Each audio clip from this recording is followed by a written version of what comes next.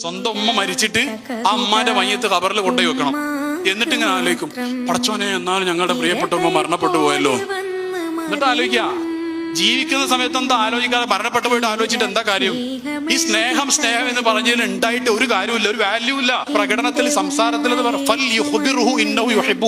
മുത്തുനബി സല്ലല്ലാഹു അലൈഹി വസല്ലം പ്രത്യേകം പറഞ്ഞു, സ്നേഹം ഉണ്ടെങ്കിൽ you have to express it.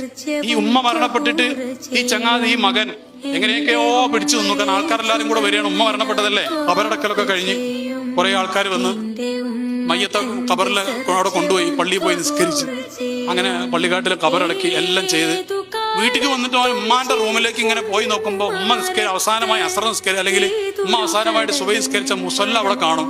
ഈ മുസല്ല കാണുമ്പോൾ അങ്ങനെ ഒരു വേദന ഇങ്ങനെ വരാൻ തുടങ്ങും. പടച്ചോനെ, എന്റെ ഉമ്മ ഈ വീട്ടിൽ നിന്ന് ഈ റൂമിൽ നിന്ന് നിസ്കരിക്കൂലല്ലോ.